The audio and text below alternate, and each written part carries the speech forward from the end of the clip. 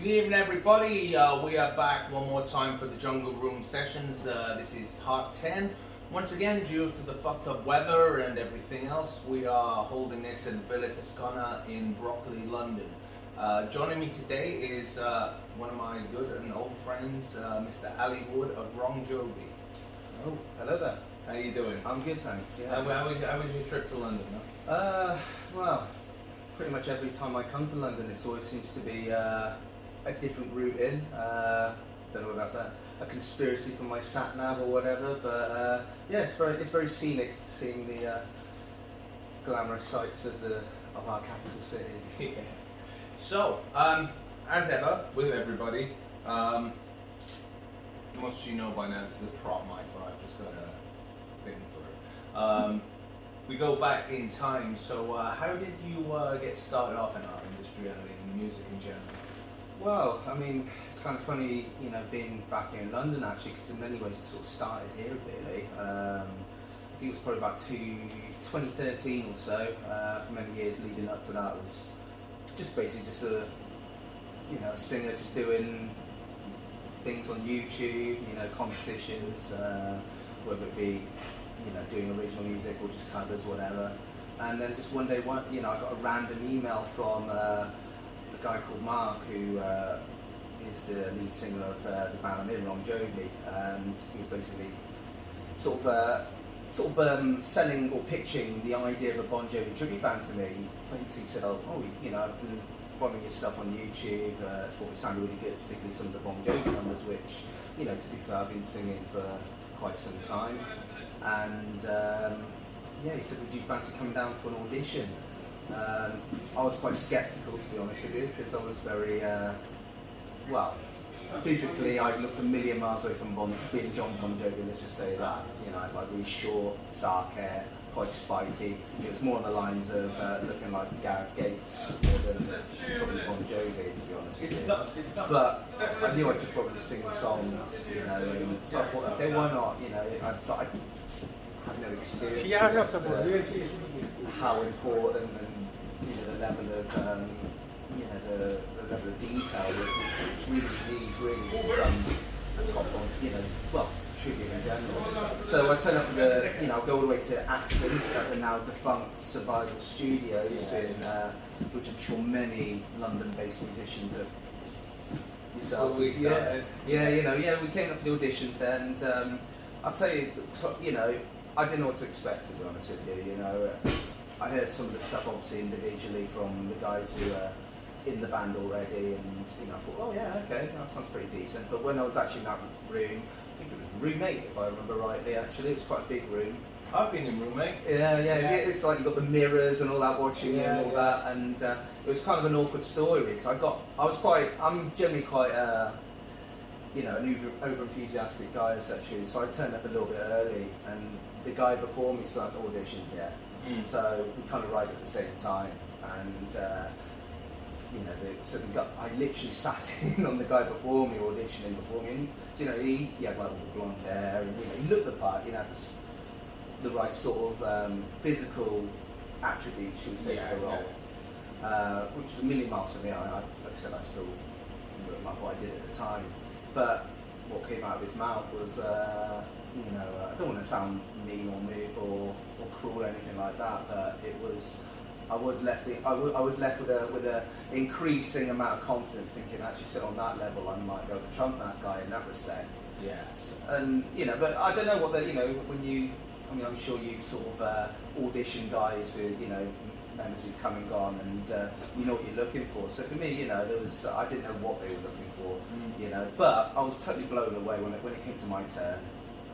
You know, I think we did about 4 or 5 songs, and it kind of all happened, and I was blown away really, because you know, coming from Swindon, where I'm from, it's like a bit of a bubble really. A lot of musicians in Swindon don't go outside that bubble. You know, they're very content playing within their local scene, and I must admit, you know, the level of musicianship as well, like I said, the attention to detail, but already sort of, well, this is just a different level, considering, like I said, that was just an audition. I was I left that place feeling not necessarily confident I had the role, but I was confident in the respect that, oh well, this band will do well once it's out there, whoever that singer might be. And then fast forward a couple of, fast forward to 2013, and I think we played our first performance, funny enough, again in London, for the Justin Lee Collins show. Yeah. I don't know if that's a controversial name to be mentioning, but we played on this radio show, Fubar Radio. That's where we made our debut, played 3 songs, and then I think we've sort of gone full speed ahead since in those sort of 6-7 years now. Yeah. I mean, I caught one of the bits you said about you didn't look the part, and that kind of myself and people I've employed. Sometimes it's not always the people that look the part. You got to look beyond that, and you find other talents within that you can then progress on. So it's good you got in and you got through that, and then so how you finding touring after this period now? Because I think we met about 2 years later. Right? That's right. Yeah, I mean, kind of. Obviously, because I didn't have the physical resemblances to John Jovi from a hair point. To be fair, I was quite resilient to the idea of having to grow my hair, because one, depends what sort of era that you're aiming for starters. We were kind of, as a band, a bit all over the place. Was it going to be long hair? Was it going to be more the more modern look, etc. Yeah. But for many years, I sort of resisted and wore wigs basically, and I think it was around sort of 2015 when we first met yourself. That was still in what we call the wig era. And I think we were, actually I remember the exact date really, it's nearly the anniversary of that actually. It's November 22nd, 2015 at Hartford Corn Exchange. And basically, we were down to play along with yourselves. We opened up for you, played about an hour or so of just the greatest hits. And obviously you guys went on afterwards, but that was the first time I met you, and I was really impressed with what I heard that day, and like I said, there's a few tribute bands out in the circuit that you consider mates, and you're very impressed with outside of that, and I'd say that from that moment I was definitely a fan of you guys at that point. Thank you. Thank you for that. I do remember that gig as well being significant, not for anything that was done musically, but it was the show that Niall brought Jamie Sanders to the gig because you guys were playing, and Jamie got hammered and tried to pay at the bar with a Tesco's club card, and they locked him in the store cupboard. Really? And if I ever get to editing things, I'll stick in the messages he sent in, and Niall, they went mad on me. Answer, mate, don't leave me. Yeah. And that was another memory from the same place. So then you guys went around, and you eventually got into Europe as well, and you've been into Holland and stuff like that, right? That's correct.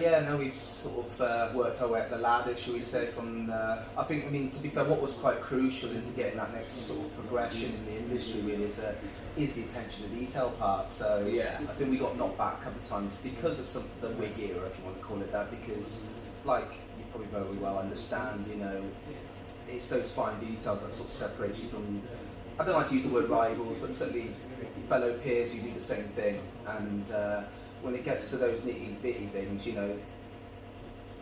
if there's two of you kind of going for the same job, it's those little attributes, and it was kind of that. So I had to sort of bite the bullet and went through the process of actually growing my hair, etc.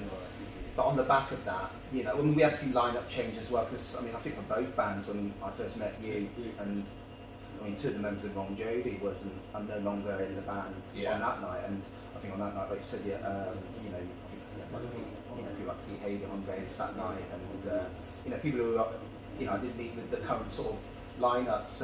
It's all changed since then. So there's been a lot of changes there for myself personally, wigs, and it opened up opportunities to work with other promoters, other bands, and it's got us into Europe, and it's given us a lot of inroads into bigger and better things, certainly since those early days. For sure. I think all bands are prone to lineup changes and stuff like that. Someone said to me about a year ago, they said there's two things that will happen or will survive after a nuclear fallout, and cockroaches will survive, and Niall and Gab will still be in G2R. Yeah. True story of that. It's still, you know, don't get me wrong. Everybody else, everybody else has been around a while now, but yeah, I think Niall will be 15 years next year. That's technically half his life in a band, and yeah, but this one ain't about me. So, you've also during lockdown, especially, but you've started a solo show, which you're doing very well. And I mean, a lot of us struggled, and I think in a way got inspired by you doing the acoustic show, and us bands that don't normally do acoustic or are not known for it took a leaf out of the book, and we all kind of we all have found ourselves work here and there. Absolutely. Are you finding that? Well, you brought Mark back as well from Wrong Jovi onto some of the Yeah, I mean, you know, when lockdown happened, which was an absolute catastrophe for all of us in the industry, and it's not just in the trivia industry, obviously, covers, originals, you name it, obviously, big, little, large, you know, or whatever your status is in the world, you know, it's affected us all, and ultimately, some of us have had to adapt in order, I mean, especially for us who do, I mean, from Wrong Jovi's point of view, you know, we've built that from a part-time, you know, entity to a full-time entity, so literally everything was in that, you know, all cards on the table, you know, all eggs in the basket, you know, everything was, you know, destroyed because of the pandemic.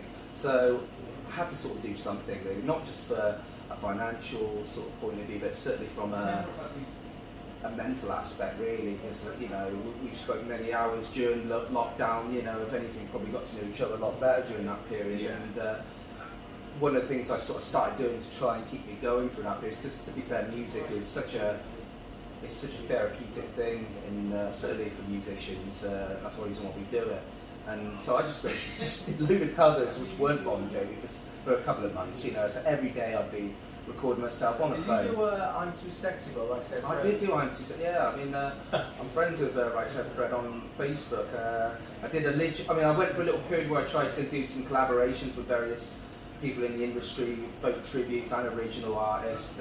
You did one with our guy Henry. I did, yeah, we did a switch up. I mean, it was nice for me. I wanted to try and do other things, so I wanted to sing Guns N' Roses, so I thought what better way to do these sort of collaborations with people who were well renowned in their respective bands, you know. So yeah, we did Sweet Child of Mine, and that was really well received. You know, some John Lennon stuff, and also Muse, and yeah, just people who are, you know, really respected with their area of tribute, and it was great fun. And along with that, I also did a few solo things, but we knew at the time, even though we didn't know for sure when the live performances would return, we knew that the band industry is going to take a hell of a long time for it to really recover, because the budgets are not there, as you very well know, and it's going to be a long road back. But the one thing it did look quite apparent is that solos, backing track artists, they had, you know, they have a lifeline. However, there's still an area of compromise for them, you know. So at the moment, obviously, you could argue, oh yeah, they make more money, you know, on their own than people being a band, but they still have to drop down. But the way I saw it is, okay, charge less, but just work that extra day, and that will make it more. So there was a way of doing it, and I was quite vocal. I mean, a lot of people in our industry have either given up, or they've thrown the towel and said, oh, the industry is in tatters, we can't do anything. Yeah. And it's like, you can, you know, but you have to compromise. You just can't expect what you normally would go out for. You have to work with the venues, and that's what I did. And I tried to really be very vocal on social media, sharing a lot of what I've been doing, the type of venues, and some of them were really good.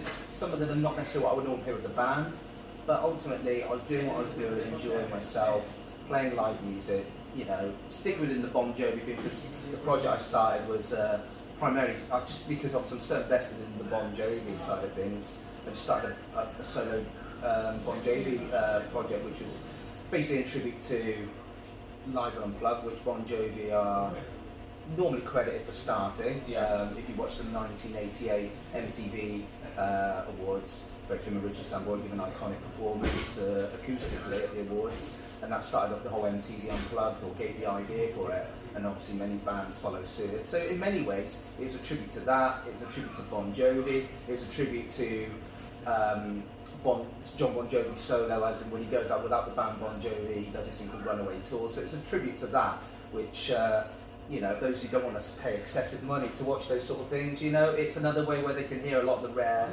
songs which I don't even do with Bon Jovi or with Wrong Jovi. Sorry, with Bon Jovi and Wrong Jovi, should we say. Don't hear it on both counts. So it's a good way to sort of get those sort of songs out, really, and again, just make a living, really, more importantly, and be happy doing it. Yeah. So have you got, I mean, call it potential now because nobody knows when we're coming back. I mean, but have you got anything on the horizon you're particularly looking forward to? Yeah, I mean, I'm really looking to really sort of build my profile in London. I've been working really hard to work, you know, well, I mean, to be fair, I'm just looking forward just to getting behind a mic in front of an audience, to be honest with you. Yeah. I think that's, I think we all miss that, and I've enjoyed it. It's been different. It's been, you know, it's not the same feel as being with 4 other guys behind you watching your back. Yes. You know, but the venues which I've played since, you know, they've been places which I wouldn't have normally played with Wrong Jovi, and which are quite prestige, and because they're already loyal to another Bon Jovi tribute band, for example. Mm-hmm. But because it's different, it's something, you know, it's solo, obviously.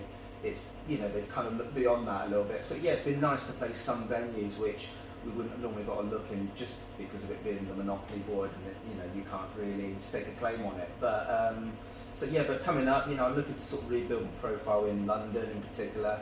I think I was due to play Slim Jims at the end of November. Hopefully that'll be rescheduled. Yes, there's a few other opportunities, hopefully. Which I believe Slim Jims is going to be relocated as well to Aces and Eights. Okay. Because yourself, my band, they were overselling the ticket. Not the venue wasn't, but you know, we sold 22 tickets within an hour. Yeah, and that was the capacity with social distancing. It's only a small place. It's like our version of the Key Club in a way. And that's the beauty thing about acoustic at the moment. It's perfect for social distancing sort of measures. I mean, at the end of the day, it's real. So when we started these interviews back and forth, you were in on the first one we did with Mr. Bendover. How was it meeting one of your say young man heroes? Do you know what? It's not a million miles away from the truth, to be fair. I mean, I had met him before. Like I said, you know, earlier on in the interview, I was a singer before getting involved in the tribute industry, and I was more of a competitive singer, so I was taking part in competitions and things like that. And then one day I did a competition in, I think it was like a comedy club. That doesn't mean I was singing something comedic or anything. It was just held there. And the compere, funny enough, was Mr. Bendover. So that was the first time I met him there, really. And obviously, as I've got to know yourself, and obviously his association with yourself, yeah, it's always been sort of, that's sort of, you know, jumped at opportunity when to be involved in the very first Attic session, as it was formerly called. Yes. And so yeah, no, it was an exciting thing, exciting times really, and obviously. It's Bendover, isn't it? So yeah, can't really go wrong with that, can you? It's like and you got many boys. You got to sing a song with him as well, yeah? You did. What was it? You Give Love a Bad Name? Yeah, I did. You Give Love a Bad Name with him and one of your former guys as well. And yeah, it was a good little experience really. I mean, it was surreal because obviously you had myself there, you know, and playing guitar. You had James on one side, and you had Bendover playing drums on a stool, a really battered stool, and to be fair, it sounded alright for what it was, to be honest with you, considering it's not rehearsed or anything like that. You know, you have no idea if they know the song, and you know, if anything, they probably knew a lot better than what I thought they would, to be honest with you. And yeah, it was good fun, and obviously doing some of the Guns N' Roses stuff as well was also equally as fun. Yeah, of course. Oh, fair play. We're going to splice back into something else now. We just need to get that. Cool. What you're talking about was building up the profile in London. That's something you're looking into, yeah? Absolutely. No, I think it's something which I've been looking to do for some time, really. Not just from myself, obviously, for Wrong Jovi, because obviously we play venues like Half Moon and Islington. So, but obviously, me coming solo in, obviously within the Mr. Bon Jovi brand. Yeah, I need to really sort of take up a few more gears, really. especially I'll be playing some gigs at venues such as Slim Jim's, which is supposed to be at the end of November, which will probably be scheduled. Yeah, we just on about that on the last clip, so Yeah. that's going to be upgraded to probably aces and eights because of the capacity. Yeah. And I think Slim Jim's we were both limited to like 22 tickets or something, and it sold out in hours. So Yeah. that should be a good thing to come back into, even though we're still on acoustic, but it's still always a good feeling to put a smile on a face, I guess. Absolutely, yeah. I mean, that's probably one of the biggest things when you're doing it for yourself, but you're doing it for obviously people out there that started live music at the moment, so gig goers who, they really appreciate this, it's sort of like, not to pinch a line from John Bon Jovi, but he wrote a song over lockdown called Do What You Can, and the catchphrase is, if you can't do what you do what you can, and that's basically what we're doing really, because, you can't do what we can normally do, which is go out and play, to full audiences with a full-scale band. So this is the next best thing, really. And like I said, it's been very therapeutic, a great learning curve. Not just learning loads of new songs, but learning all the songs again on acoustic guitar, and just sort of really expanding my cranium, my knowledge base, and I think people really sort of dig that whole acoustic vibe as well, especially with social distancing. It's just ideal for that sort of, the world that we live in at the moment. Yeah, of course. It's a new experience for me in particular, but so far so good. As we touched on the last one, a question that I get asked by many people, and in fact people in our industry, and you've asked me as well before, but you're one of the people that just can't work out Angry Noel as well. Yeah, he's great. No, I've seen that. He's great. No, I mean, to be fair, it's almost like when all is said and done, let's just say the tribute industry never recovers, to where it was, and it never happens for anybody again. This is rubbish. It's not. Of course, it's going to happen again. But one character that will always remain in folklore will be Angry Noel, and I've always said, some people don't see it, but some do. Go and watch a Snoopy cartoon.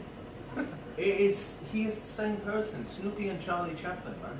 I must admit, you guys playing Guns N' Roses tribute band, and you're obviously all quite sort of youngish lads in that respect, and having a good time.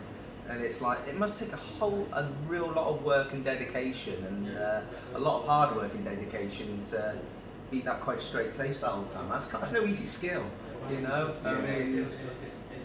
don't know how he does that. I'll tell you, he'd be bloody good in court. It changes. I mean, he is very good. It's a talent he has, but the way to break that stone cold look on his face is if something shit happens to me, he's ecstatic.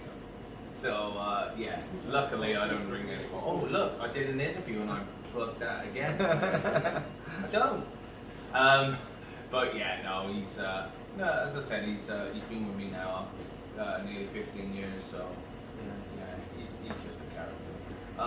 So what we're going to do is, we'll see you guys on the other side of this. Ali is going to do some jamming, some songs, probably something like Bed of Roses if we're lucky, and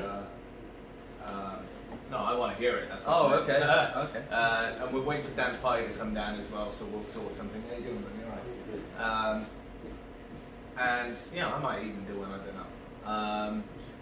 I'll look into it. And so thank you everybody for watching. I don't know how, because we had the cut earlier on, I don't know what we've got, what we missed, but we'll make a merger of both our camera and the next camera as well. So thank you Ali for coming up. Thanks for having me, and look after yourselves, London. And we'll be back with some songs that you might like.